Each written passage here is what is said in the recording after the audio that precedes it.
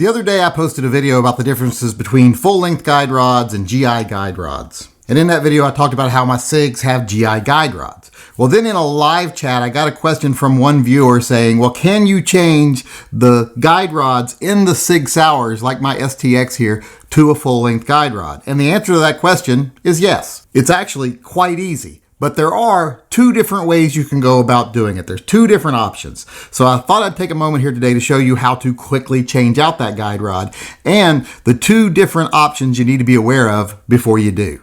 This here Wilson Combat 25G is a full-length stainless guide rod, which will work in the vast majority of 1911s. But it will only work in a SIG 1911 if you make one other change. That change would be the spring. You're going to have to get a spring to go with that guide rod because the spring that comes in the SIG Sauer will not work with a standard size full-length guide rod. So if you want to use one, you have to change to a standard spring. If you want to use the spring that's in it, you have to get a 25 GRFW. The 25 GRFW is the one you will need to use the SIG spring.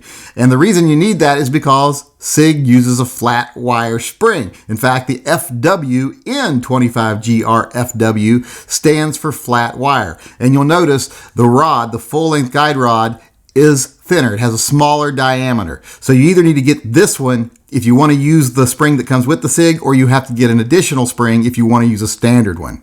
Now, unlike some people who know better, I don't take my 1911s down the way you're supposed to. I actually just rack the slide back, then push out the little pin here, and then I slide it forward, holding my hand over the spring so it doesn't go shooting out, because if you don't have your hand over it, it'll go shooting out there. That's why you're supposed to take off the spring cap first, the spring plug, take the spring tension off, and then take the slide off, but I never do that.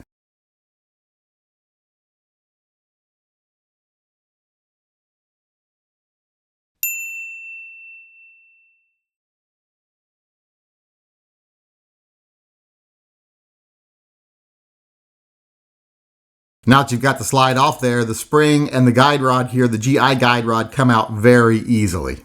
Then there's no pressure whatsoever on the little spring plug here. You can just push it right out. Don't have to worry about holding it in with your thumbs or your fingers while you turn the little barrel bushing here.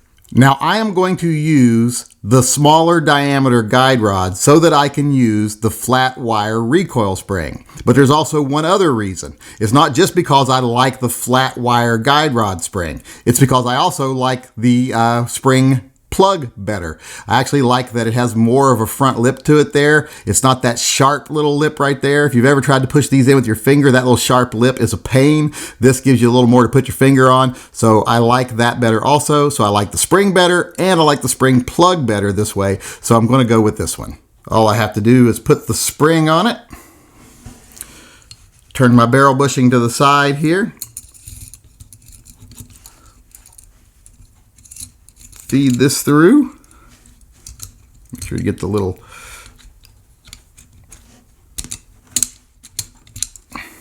put that right there in place. Hey, I want to break in here real quick and show one little difference between the way I installed the other guide rod and the way I would install a regular guide rod. I didn't mention when I was putting the other one back together, I put the spring on first because it was a thinner guide rod. If you're using a full-length guide rod like this one, that's actual standard diameter, you'll need to just put it in by itself. You won't be able to put the spring back on it till after you've put the slide back on the gun, and then you just slide the spring on it from the outside before you put the cap on. If you try to do that with the thinner ones, the ones that are made for the flat wire guide rod, I find that this is allowed to move around too much, and it makes it very difficult to put the slide back together. So I only say put the spring back on first if you're using one of those thin guide rods. Believe me, you'll thank me later if you do that, because you won't have all that, well, I want the slide go back on the frame crap. With these, there's not enough room for them to move around. You won't have that problem. But if you're using the thinner ones, put the spring on first. If you're using the full thickness ones, just put the spring on afterwards. You shouldn't have a problem. Now, once I have that in there, all I gotta do is slide the slide back onto the frame. Then I'm just gonna flip the gun over and put the pin back in here. Then all I gotta do is put the plug back in,